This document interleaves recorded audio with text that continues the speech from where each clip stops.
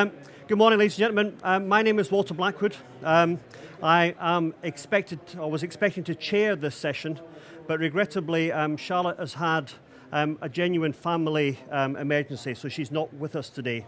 So I'm going to call on some of my expertise and attempt to do what she was going to do. To give you some background to myself, many years ago I set up ParcelNet, which is now called Hermes. Subsequent to that, I went to Littlewoods and set up a company called Home Delivery Network, which is now you know as Yodel, so I was chief executive of that. Then I set up Collect Plus, which Neil, who's following on after me, has taken over the reins of and doing a much better job than I did. And then latterly, I was director of logistics at Mothercare. So I have got a set amount of experience in the logistics space. So hopefully I can at least facilitate the conversation today on the subject that Charlotte was going to talk about. So if we can put up this, so we've now got, the session is about how can we make, how can you meet customer expectation for same day delivery and make it pay, yeah, or making sure that you can remain profitable, because there are some significant challenges in same day in terms of the logistics, yeah, and the process which one has to follow to do it. So we're going to try and have a discussion among yourselves on your tables around these key issues. So I think we all know that same day is becoming an increasing expectation, shall we say. We've lived through a world where we're developing an instant gratification culture. So everybody wants to know what's happening all the time. We can't go out of our houses without our mobile telephones because the world is going to end. And some of that behavior and some of that need for information and for contact is moving itself into the logistics space as well, where people are saying, I want one of these and I want it now. So we have some good examples in the marketplace of people who are setting up and running same-day delivery processes that hopefully meet customers' expectations. So we've got probably Sainsbury's and Argos as I can order any of that and it will be delivered that afternoon. We have grocery companies looking to develop same-day deliveries. We have the dreaded and mighty Amazon developing propositions around same day. And as they do that, and as people's awareness of it becomes greater, then there is a likelihood that your consumers or your customers' expectations will be driven saying, if that's what I want, why don't you provide it? But there are significant challenges in doing that. Not least of all, we are all in business, not for the self-gratification of our customers, but to make money. And so when we look to see how do we meet customers' challenges and expectations, then one of the critical measures that we have to view is, can we do that and still make money? Because there are clear costs associated with it. We know that if we're going to have same-day deliveries, then by logic, the stock itself has to be within a certain distance. We haven't learned yet, like Star Trek, to beam things up to people, and we haven't got drones just yet to deliver to people's back gardens. So physically, it means that we've got to move that stock that we want to deliver on the same day somewhere close to the consumers. Now, of course, if you're a grocery company, then technically you've already got your stock close. You've got your local stores. You've got the products already available, but they're not there just to be handed out. They've got to go pick. You've got to go pick them. You've got to go pack them. You've got to put them on some sort of vehicle, and you've got to deliver them to the customers in that day. And Argos, similarly, have a wide range of stock holding positions across the country in the Argos stores, and they're able to use that facility to do it.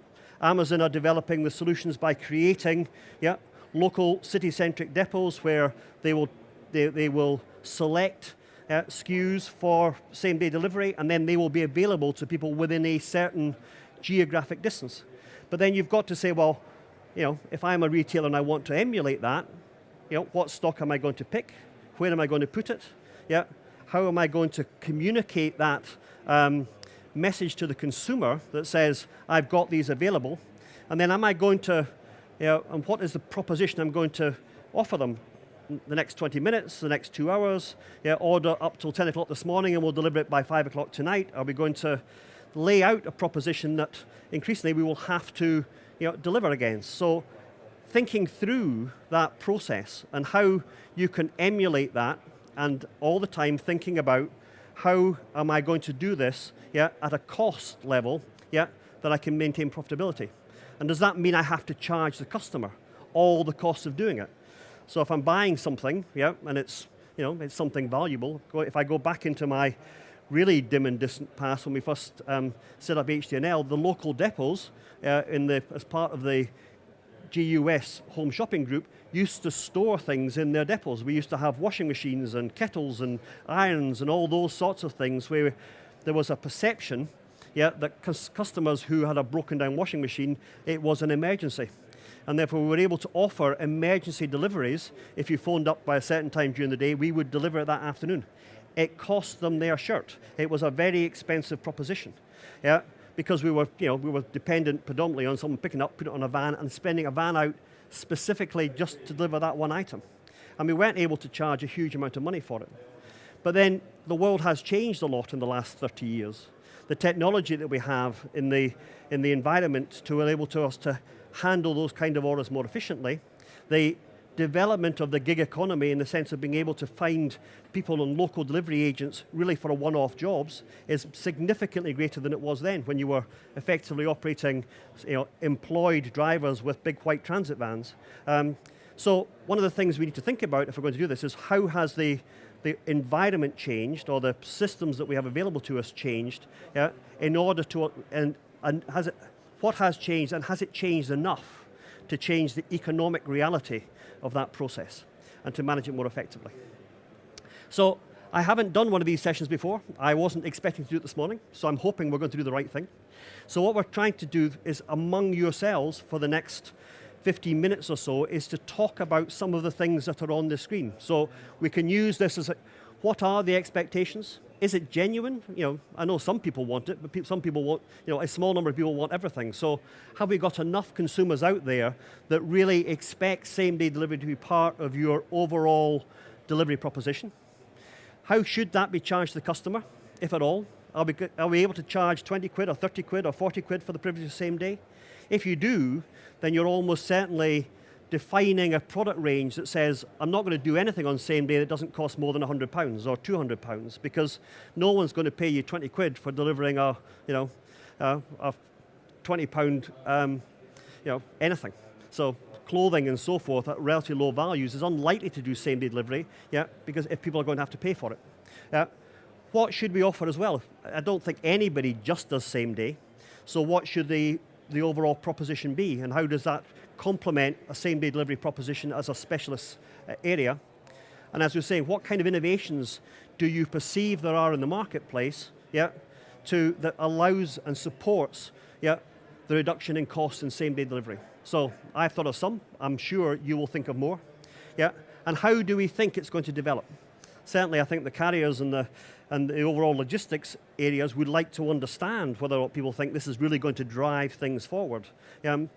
The challenge has always been that you never really know. I mean, Collect Plus didn't exist until we developed it. It suddenly becomes a collection from store now becomes the largest single element of people's delivery propositions. So from nothing to a hugely significant area in less than 5 or 6 years.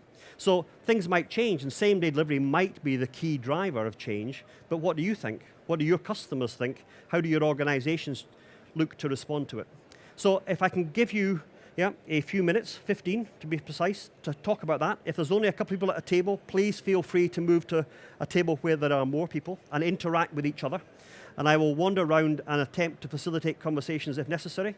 And then at the end of that 15-minute period, we'll invite or volunteers from the tables to give some feedback to the rest of the group as to what what nuggets of insight they have come up with on, among yourselves.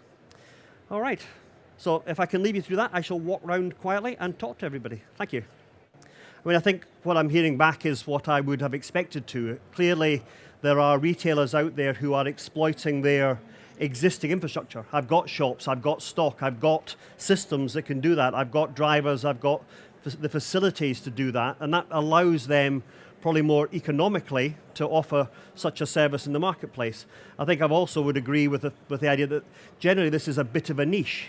It's not something that is really common and really there's a very high expectation. But as many things in the e-commerce space in particular, in the e-logistics space, people need to put these things in as hygiene factors because you don't want everybody else to have it and not have it yourself. And bit by bit, consumers adopt and adapt to it and look to that as an expectation. And if your consumers do that, if you're customer-led and your customers are expecting that sort of service, then it's really important to understand what systems you're going to use, how you're going to locate your stock, how are you going to share infrastructure to allow that to happen more effectively if you lack the ability to do it in your own right. So, I'm sorry it was me and not Charlotte. I'm sure she would have had much greater insights into doing it, but hopefully you've had an enjoyable session.